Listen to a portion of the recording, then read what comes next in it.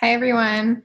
I'm Colette Nataf. I'm a CEO and co-founder of a company called LightningAI. I'm going to go ahead and share my screen, and I'm going to start talking about why I'm going down market and building a self-serve app.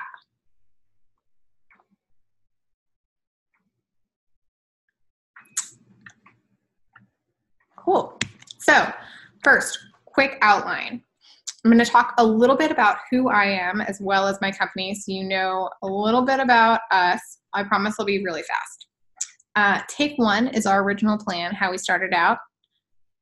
Next up, how we totally failed. Not totally, but a little bit. Number 4, what we're doing now, why it's different, and how that's working out for us. I also have a summary slide all the way at the end, so if you are short on time, feel free to skip all the way down. So, I'm Colette. I started out in math, but I switched over to advertising about 7 years ago. And since then, I've managed more than $75 million in ad spend at companies like Expedia, Microsoft, and most recently, Intercom. I started my company, LightningAI, about 2.5 years ago with one co-founder. LightningAI is a platform that autonomously creates and manages advertising campaigns across Facebook and Google AdWords. This means you enter in a budget, some initial targeting, and build the ads, and our computer takes care of everything else. We started off with a plan, and that plan was really guided by both Intercom and also my personal experience. So in my last quarter at Intercom, we were obsessed with going up market. We literally printed out signs that said go up market and cute little animations true to Intercom's form, and we posted them all over the office. So I came into this thinking enterprise is the way to go. Bottom of the market sucks. Don't worry about it. Let's just move to the top of the market right away and skip all of this in the bottom. And so what I did is I built a product for people who were just like me. These were people who were spending millions of dollars a month, at least a year, if not per month, on advertising. They were obsessed with data, looking at the metrics of marketing constantly. And they were excited about new technologies. These are people who are going to be disruptors, who are going to be early adopters, and who are really going to care about this concept of artificial intelligence. That meant we were looking at the very, very top of the market. We calculated our total addressable market size of 3,000 companies, and we found these people any way that we could. We would call up our LinkedIn contacts and ask for introductions. We would go to events. We would have enterprise sales dinners with executive leaders from different types of companies. I hired a sales team of enterprise salespeople because of their connections, and that was really the key. Connections were everything. That was how we were getting our way in. That was how we were showing who we were, what we could do for different companies, and that was how we got to show off what our product actually was. We were flying constantly. We were always going to meet different people, and that was what enterprise sales meant to us.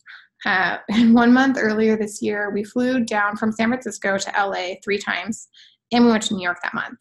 It was insane. I was exhausted at the end of it, and I don't even know if we got any deals out of that closed within the next 3 months. It was crazy. So we had these crazy long sales cycles. We had all of these connections. I had to come up with like crazy reasons to email these people every 5 days to remind them that they still had a contract in legal that was outstanding and ask them to sign it or sign off on it or send us red lines or do anything.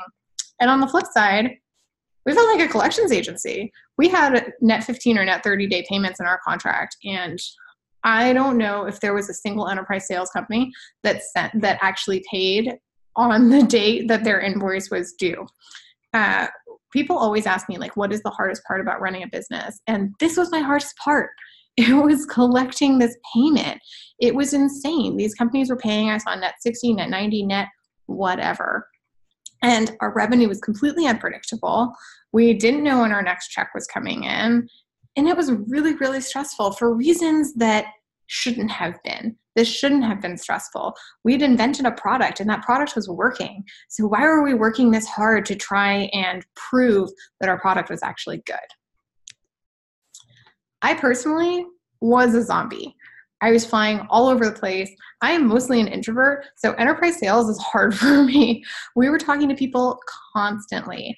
I wanted my sales team to be able to do this on their own, and I was like very adamant that they needed to be able to do these things. But when it came down to it, we were selling a technical product, and I was the technical founder, so I needed to be in these meetings explaining what we were really doing and explaining what was going on behind the scenes. But what this meant for me is that I was exhausted, not just from this 6 to 9 month sales cycle, but because enterprise sales and enterprise customers are hard, it's demanding, and they expect you to be on call 24/7, which isn't possible, not for everyone, and definitely not for me. I sat down with my co-founder in the summer of this year, and I was like, I don't know what I'm doing anymore.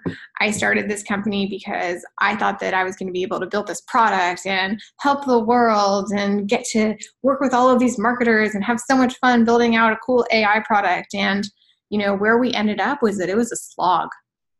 I was feeling like I was killing myself, and our revenue wasn't even increasing. We were flat. So we knew that something was wrong. Our products were working. These customers that we had were getting better results than what they were on their own, and they were still leaving us. Something wasn't the right fit, and we couldn't figure out what. I called a timeout. In August of this year, we said, we're going to put this on pause starting in September. We're going to give ourselves a few months, and we're going to figure out what we need to do. So enterprise sales is on pause, and that means that the only people who we were talking to were inbound leads, which probably looking back on it is something we should have done from the beginning, but you live and you learn. So we start talking to these people, and what we find is that they're tiny, tiny businesses. They're sole proprietors, they're freelancers, they're marketing consultants, and these are people who are looking to save time and not have to do boring tasks over and over and over again, and really wanted automation to be able to take care of a lot of that stuff that's really boring for them. Within our first few weeks, I talked to a romance novelist who to this date is my customer I'm still the most excited about, because I love the fact that a romance novelist who is not data-driven at all can use an AI product. I'm obsessed with that idea. So we've got a romance novelist, a drone drop shipper who spends $5 a day managed by AI, and a woman who makes spices from her garden in her backyard and sells them at farmers markets and now via Facebook ads. And what I found is that not only were these people awesome to talk to, but I was happy talking to them. We got to brainstorm about marketing and kind of like chit chat about, Facebook stuff, but also I was making a difference in their lives. And our company was providing them with so much value that they couldn't have gotten any other way.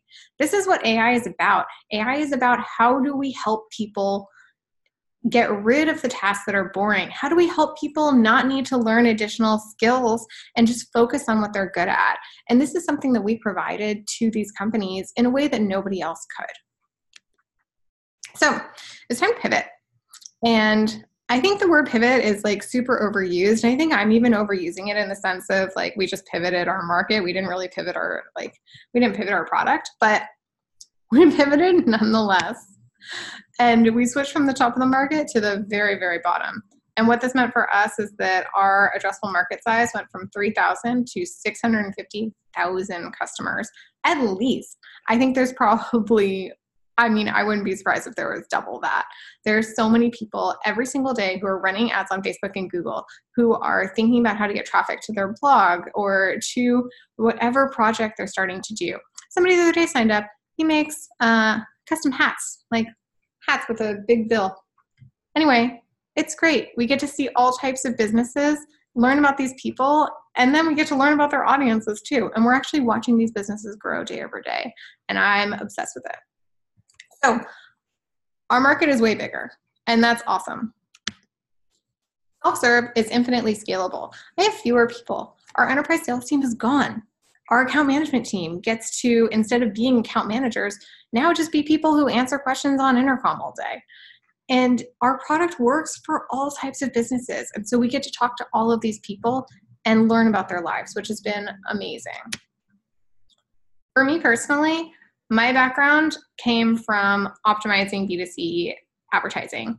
And so to be able to treat this really like a B2C funnel has been great. I'm all about metrics. I'm all about data. And now I have data and I can actually make decisions based upon what these people are doing. I see them in Intercom. I see where they're going. I see how they're moving around the product, and we can make adjustments almost in real time as a result of that, which has been incredible. Also, I'm happy. If you saw me 6 months ago, I would not be smiling this much. Now I get to have fun with what I do every day. And it's why I started a business. And I don't think that you need to be constantly doing enterprise sales just because you have a B2B company. I think that idea is old-fashioned. I think that it is the past. And I think self-serve is the future. In a world where Drift is talking about how you need to have chatbots in order to connect people right now, there's nothing more now than self-serve. I think businesses don't want to talk to a salesperson in order to come into a business. And I think they want to test out the product as fast as possible. And self-serve is, for me, the way to go and the way to do that. So what are we up to now? We still have our enterprise customers. And if any of you are listening to this, I love you very, very much. Thank you for making my business possible. Thank you for keeping the lights on. And I hope that you've noticed that because I am happier, I am hopefully doing a better job with your weekly reports. But overall, we're going self-serve. We're not going to do any more enterprise sales. That whole team is gone. Goodbye. And we are completely moving into the world of self-serve apps. For me personally, everything is scalable, and I love that. I now have a company where we have a specific product, and we can use marketing to grow that business, to help with onboarding, to run ads for our own prospects. And I'm really excited about the potential of what we have. We get to have data that shows us solutions to our problems. So instead of listening to 1 or 2 enterprise customers, we get to see a whole array of people who are signing up every single day and see not only what they're excited about and what they do in the product, but also where we fail. We are personally making more money for our business, and we're doing less work, which means I have free time again. So it's not just me who's happier, it's also my family, my friends, and very importantly, my Labradoodle dog. But overall, quick summary. We increased our total addressable market size. Our product is now infinitely scalable. Enterprise sales sucked. It was terrible. It was tons of stress. It was really hard. And businesses do not pay on time. But now I get to be a better CEO. I get to love the business that I run. And I'm excited every single day about the potential that we have. If you're thinking about going self-serve, I would love to find out how it's going. I want to hear all about your stories. Definitely message me. You can find me on Twitter at LightningAI or at ColetteNataff. Find me on LinkedIn, or if you want, you can go to my website, lightningai.com, and the Drift chatbot goes straight to my cell phone, so feel free to message me anytime. Enjoy the rest of the conference. Thanks for tuning in, and I hope to talk to you guys soon. Bye, everyone.